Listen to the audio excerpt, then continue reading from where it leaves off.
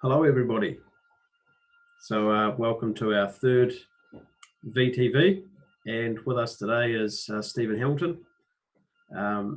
Just real quickly before we start, remember to use the chat function down the bottom of your screen and to use the questions section as well for any questions that come up. So introducing Stephen. Stephen, thanks for your time. Can you give us a brief outline of who you are and what you do? Okay, sure. So I'm director of Horwath HTL, which is part of a global network of consulting firms. We specialise in the hotels and hospitality industry in particular, but also in the wider tourism and leisure sector. Mm-hmm. In New Zealand, our business is probably around about 40% to do with hotels and 60% to do with the rest of the tourism industry. And probably 2/3 private sector to 3/4 private sector work, and about 1/4 for local government. Not so much central government, but local government, and that's to do with their involvement in facilities, conference centres, theatres, entertainment, sport and entertainment centres, and things like that. Yeah, good. So a lot of the work you do is around in consulting and that space. That's right. Yep. Yeah, yep. We do consulting work. We're not. We do a lot of forecasting, but we don't provide valuation services, and we don't do brokerage. So sure. In that sense, we are pretty well more purely a consultancy company. Sure. Brilliant. And Stephen's just been sharing me with some of the latest research that you've been doing in the past week. Which thankfully he's willing to share with us today. Sure. So, Luke, I thought just briefly just share a little bit of information from the hotel sentiment survey that we undertook last week and was published on Monday this week, and was, I note, referred to by Chris Roberts from TIA. We did this jointly with TIA. Sure. In his submissions to the Pandemic Response Committee of Parliament this week, and I understand that the Minister of Tourism also referred to this research in Parliament, so or to that committee. So just share a few bits of information from it, and then have some discussion perhaps after that. Cool. So I'm just going to attempt a screen share here, and we'll take it from there. Sounds good. So you're saying that that this information hasn't really been put out by any other bodies or anything. This is purely exclusive to yourselves. Well, yes. So this was jointly with Horwath HTL and TIA, and Horwath HTL has undertaken a number of these surveys around the world over the past few weeks. The closest one to us here in New Zealand was undertaken in Australia. Sure. And we are going to be working on one with Fiji in the coming week. Cool. So here's just some headline information from the survey. It is hotel specific, but some other accommodation operators might find it interesting by comparison. And Luke and Alberta will be able to share a copy of the report that is attached to this with you later on today. Yeah, that's good. So firstly, we asked what was the status of the hotels at the time that we undertook the survey last week, and 40% were completely closed, 20% were completely operational, and the other 40% were either doing quarantine work for the government, or were only partly operating. However, quite a few were expecting to close over the next few months, and there's still some discussion about hotels needing to make decisions about potentially closing down over winter, mothballing effectively to try and minimise cash burn. some 13% expecting to be closed into next year as well. And we've seen some media reports to do with that. In terms of impact on employment, only 8% of employees had been let go as at about last week, but with another 48% expected to be let go in coming weeks. And I think the whatever is in the budget this afternoon will probably have quite a big impact on this. A lot of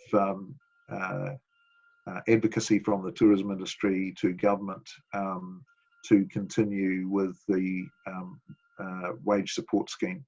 Sure. So that potentially might mitigate some of this expected employment loss. Mm-hmm. This is employment across full-time, part-time and casual employees. Mm-hmm. Did you have, just on that point there, Stephen, did you have, like you say, 48% looking to be let go? What's the total number of staff in that sector?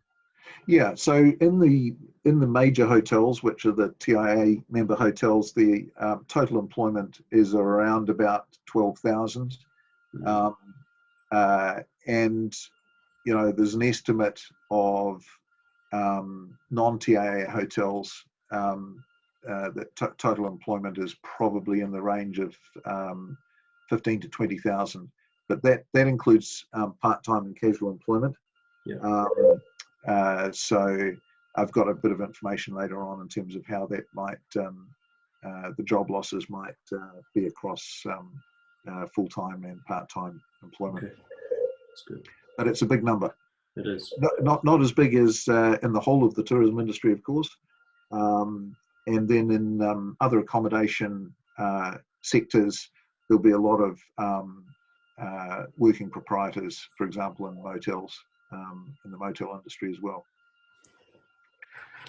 So in terms of, you know, the outlook over a 2-year period, we asked what proportion of the hotels believed that their business would have returned to 2019 levels within 24 months. And interestingly, 73% believe that in 2 years' time they'll still be not trading at the level of 2019. 50% of respondents believe that the COVID will still be impacting on the hotel's operating performance in 1 to 2 years' time. 38% believe it'll still be impacting on them in 2 to 5 years' time. Yeah, our view is that that is a pretty realistic view. Sure. In terms of expectations of recovery between domestic and international market segments, hoteliers were expecting corporate domestic demand to be the fastest to recover, followed closely by domestic leisure market, less so to do with meetings and conferences. And I see that the convention industry is making, you know, quite strong submissions to government to try and relax and allow for some part of the business event sector to come back to life in level 2. We're not so sure about the domestic corporate market, with everybody having got used over the past 7 weeks to working from home and using technology. There might be perceived to be a little bit less need for domestic corporate travel, and therefore it might be a little bit slower to come back than the domestic leisure. And this also might reflect that domestic leisure may be pivoted not so much towards hotel demand, but motel and Airbnb and other forms of private and commercial accommodation, and of course visiting friends and family, staying in private accommodation, even though they're traveling around the country and spending on visitor activities and attractions, perhaps supporting some wineries, etc., not necessarily filling the hotel rooms in the minds of some of the hoteliers. Sure. That sentiment will be affecting the decisions about whether to mothball some hotel rooms or partially closed wings of hotels. You can see that in the international bars there at the bottom of the chart, international corporate and leisure slower to come back, and the slowest will be international meetings and conferences. In terms of what measures have hotels taken or will be soon taking to reduce the financial impact of the COVID, pretty well everybody's of course applied for government wage subsidy, which is what you would expect, but followed by significantly cutting into operating cost reductions and reducing headcount. And you can see that almost 80% of hotels have been or are going to be reducing the part-time headcount, but only very slightly fewer, 75% of hotels expecting also to be reducing full-time headcount. That's slightly concerning because clearly full-time employment in the hotel industry is something that we've been striving really hard to build up over the past 5 to 10 years to try and create sustainable full-time employment in the hotel industry and career paths for Kiwis. So for 75% of hotels to be considering cutting full-time staff is quite significant concern for the industry. Also reducing salaries and wages and asking people to or requiring people to take their leave entitlements. Less in terms of seeking rent reductions, but that probably reflects the fact that most hotels are not on a lease basis, but on a management contract basis. Just finally, we asked people to tell us what were the key things on their mind in terms of the support measures that they would need to prevent having to permanently close. And we asked sell the hotel. Interestingly, nobody was planning to permanently close or sell the hotel, which is good news. But you can see that wage support and government and business relief were the key numbers, words that came through in the responses. A lot of concern about financial support, cash flow, and trying to minimise cash burn. So that's the survey results at the moment there, Luke, and happy to answer any questions. Yeah, that's good, brilliant. So for anyone that's just joined, I mean, as in joined since we started, Stephen's going to kindly share that with us, and we'll be sending out those slides to all attendees and those registered. What about 120? So that's valuable information for everybody. So a couple of questions that have come through. What's your opinion on the fact that people are making noises about discounting pricing to increase demand? Sure, it's a very good question. If demand is low, and if occupancies are going to be lower than they would have otherwise been, it doesn't necessarily make complete sense to take a hit in both occupancy and rate. Having said that, of course, it's unrealistic for me as a consultant to sit here and pontificate and say that nobody should reduce their prices. I think there's a question of how we achieve that. And in the short term, it will be great to stimulate domestic travel. It will be great to have some offers to encourage people and entice them to travel and to support accommodation providers. There has been some sensitivity about high hotel prices in some locations over the past few years, and Queenstown, of course, is a destination that comes to mind quite significantly through its high prices, and perhaps sometimes perceived lack of value for money when you consider some of the hotel stock there. I think there will, of course, be some slippage in the ADR. but the average daily rate achieved in hotels.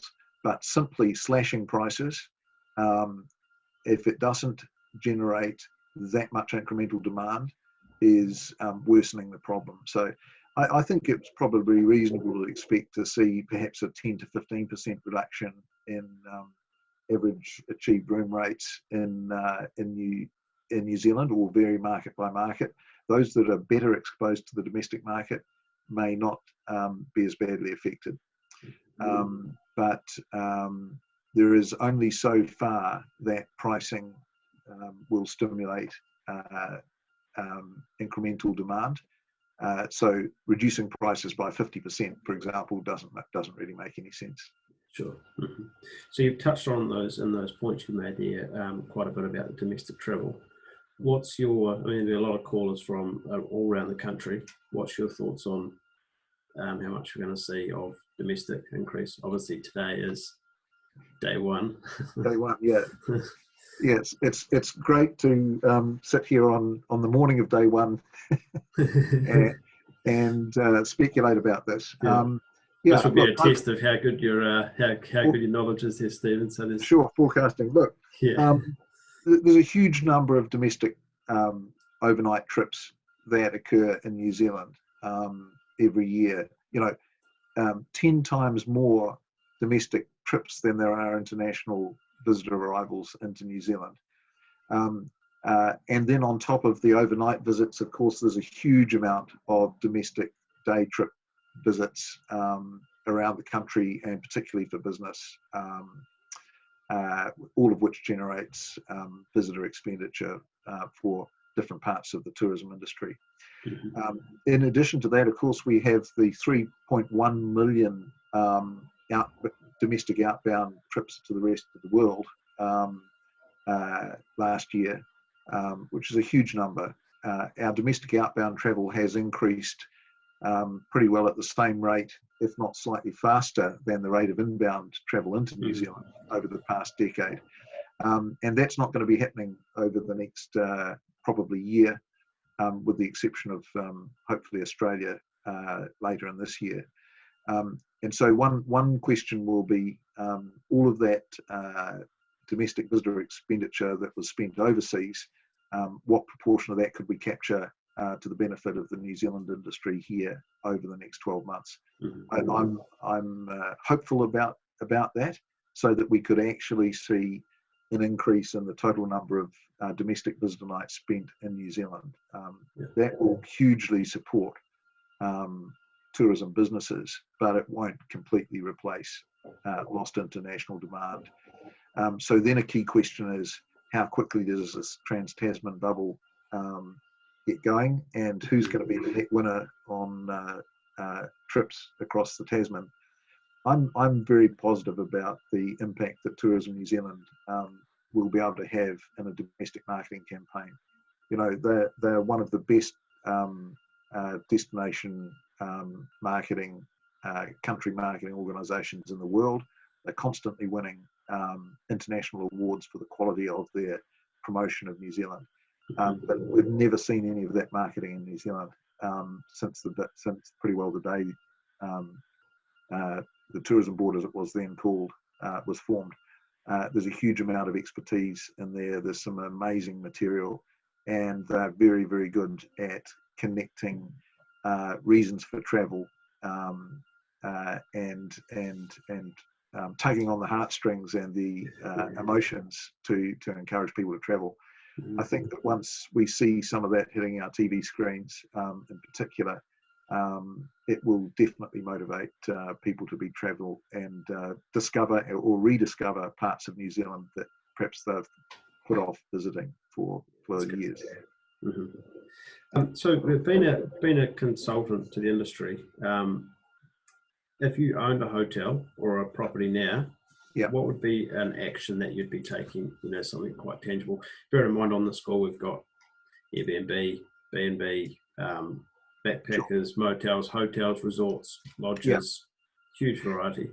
Yeah, well, look, I think the interesting thing for the hotel and for the hotels is that by and large they are much larger properties than a lot of the smaller independent other forms of accommodation.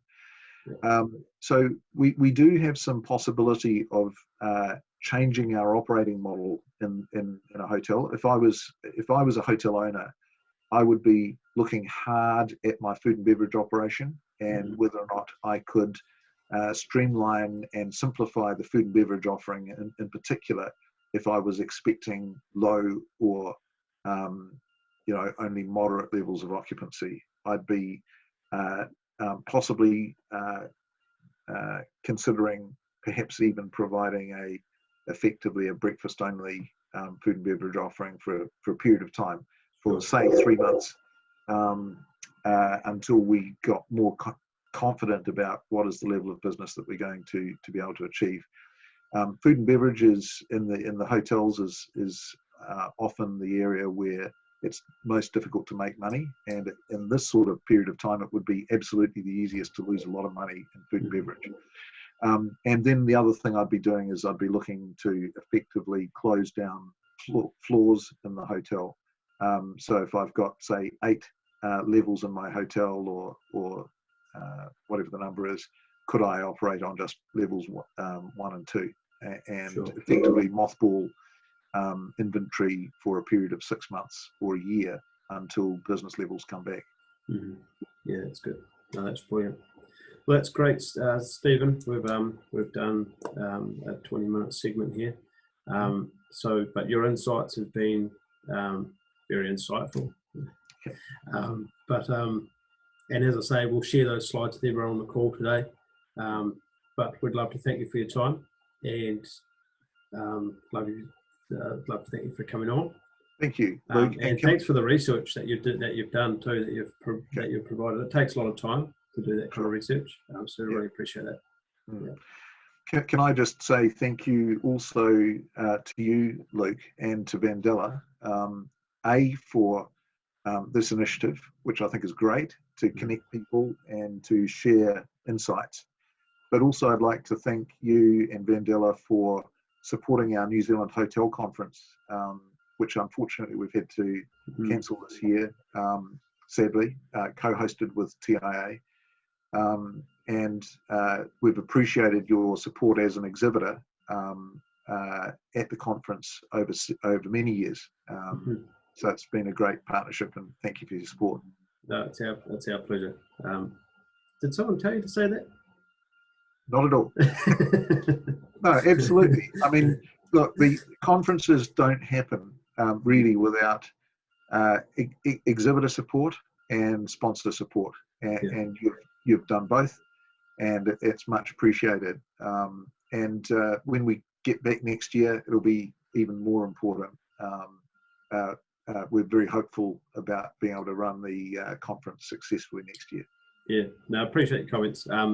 This whole industry is very much a supply and customer relationship, and we're very grateful for the support that we get from everyone that's involved in this industry. So, great. Yeah, that's great. Thank you, Stephen. I assure you that was not a paid editorial. It's a genuine comment. We really appreciate it. No, that's good. That's good. All right.